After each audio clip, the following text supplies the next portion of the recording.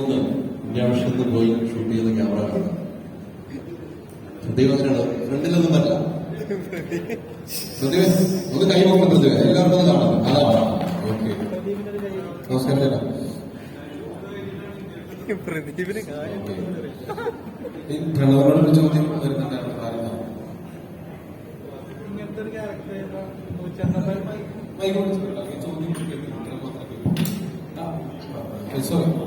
മൈക്കൊന്ന് അല്ല ചോദിച്ചു പ്രണവനോട് ചോദിക്കണം. പക്ഷെ ഒരു ചോദ്യമുണ്ട്, അതിനൊപ്പം പ്രണവനോടുണ്ട്. സംവിധായകരോട് ഞാൻ അഭിമുഖത്തിൽ സംസാരിച്ചപ്പോൾ പറഞ്ഞിരുന്നു, രാവിലെ തൊട്ട് വൈകുന്നേരം വരെ ആളുകൾ തെറി പറഞ്ഞുകൊണ്ട് എങ്ങനെയാണ് ഒരു സിനിമ എടുക്കുക, എങ്ങനെയാ കോർഡിനേറ്റ് ചെയ്യാന്ന് അറിയില്ല. അതുകൊണ്ട് സൗഹാർദ്ദപരമായി സംസാരിക്കുകയാണെങ്കിൽ നല്ലൊരു ഔട്ട്പുട്ട് ഉണ്ടാവുന്നതായിരുന്നു. ഒപ്പം പറഞ്ഞത് നിങ്ങൾ ഉൾപ്പെടുന്ന ഒരു വിഭാഗം പലപ്പോഴും മലയാള സിനിമയുടെ ഭാഗമായി അധികം നമ്മൾ കണ്ടിട്ടില്ലാത്ത ഒരാളുകളും കൂടിയാണ്. കൂടുതലും സിനിമ പോലെയുള്ള മേഖലയിലേക്ക് അധികം വരാൻ താല്പര്യം പ്രകടിപ്പിക്കാത്ത ഒരു സമൂഹം കൂടിയാണ്. അപ്പൊ അവര് വളരെ നല്ല രീതിയിൽ പ്രൊഫഷണൽസ് ആയിട്ട് തന്നെ വർക്ക് ചെയ്തു. അല്ലെങ്കിൽ ഒരു ജോലി നിന്ന് അതിന്റെ കാശ് വാങ്ങുക എന്നതിലപ്പുറം അത്രയധികം നമ്മൾ ഇൻപുട്ട് ഇട്ടു എന്ന് സംവിധായകരും തിരക്കഥാകൃത്തും എന്നോട് സംസാരിച്ചപ്പോൾ പറഞ്ഞിട്ടുണ്ട്. ഈ രണ്ട് കാര്യങ്ങളും കമ്പയർ ചെയ്ത് ചോദിക്കുകയാണ് നിങ്ങളോട്. ഒപ്പം പ്രണവനോട്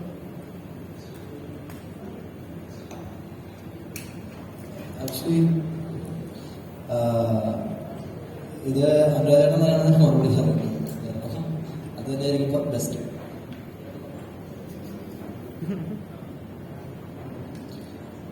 ഇതിലൊരു ടീം വർക്കിന്റെ ഭാഗമായിട്ട് സംഭവിക്കുന്ന കാര്യമാണ്. ഇപ്പൊ നമ്മള് ഈ സിനിമ എക്സിക്യൂട്ടീവ് സ്ക്രിപ്റ്റ് വായിക്കുന്ന ഓരോ സീനിലും വായിക്കുമ്പോൾ നമുക്ക് അതിന്റെ എക്സിക്യൂഷൻ ലെവൽ ഏത് തരത്തിൽ ട്രക്ക് ചെയ്യാനും നമുക്ക് ഉള്ളിലുണ്ട്. അത് ബോധപൂർവമായി നമ്മളതിൽ ഒരു ഭയങ്കര എഫേർട്ട് നടത്തില്ല. പറഞ്ഞ പോലെ നമ്മൾ ആദ്യം നമ്മൾ ചെയ്ത് ഒരു 3 മാസം മുൻപേ വയനാട്ടിൽ പോയി നമ്മൾ ക്യാമ്പ് ചെയ്തിട്ട് നമ്മൾക്ക് വേണ്ട തരത്തിലുള്ള ആൾക്കാരെ നമ്മൾ കണ്ടെത്തുകയും ഗ്രൂം ചെയ്യുകയും അവർക്ക് വേണ്ട സംവിധാനങ്ങൾ, ഇപ്പം ബേസിക് നീഡ്സ് സിനിമയിൽ പലപ്പോഴും ഇല്ലാത്ത തരത്തിലുള്ള ബേസിക് നീഡ്സ്, നമ്മൾ ടോയ്ലറ്റ് സൗകര്യം, ഇത് നമുക്ക് സാധാരണ ലൊക്കേഷൻ വലിയ ക്രൗഡ് വരുന്ന ലൊക്കേഷനൊന്നും ഉണ്ടാവാറില്ല. ബേസിക് നീഡ്സ് ആണ് പറഞ്ഞത്. അപ്പം നമ്മളേതാണ് 15 ടോയ്ലറ്റ്സ് ഒക്കെ നമ്മൾ സെറ്റ് ചെയ്ത് വെച്ചിരുന്നത്. അപ്പോൾ ബേസിക്കലി നമ്മൾ ലീഡ് ഇപ്പോൾ ടൊവി അടക്കം ഏറ്റവും താഴെ വരുന്ന ജൂനിയർ ആർട്ടിസ്റ്റ് വരെയുള്ള ആൾക്കാരെ നമ്മൾ എങ്ങനെ കംഫർട്ട് ലെവലിൽ കൊണ്ടുപോകുക എന്ന ശ്രമം ഈ സിനിമയ്ക്ക് അതിൻ്റെതായി ഉണ്ടായിരുന്നു.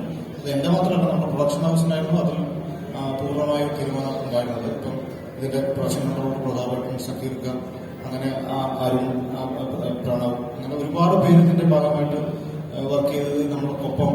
ഒരുപക്ഷെ നമ്മളെക്കാൾ മുന്നേ കൂടി അതിന്റെ കാര്യങ്ങൾ ചെയ്ത് അതിൽ ടേക്ക് പാർട്ട് ആയതുകൊണ്ട് കംഫർട്ട് സ്പേസ് നമ്മൾ ഓൾറെഡി ഉണ്ടായിരുന്നു.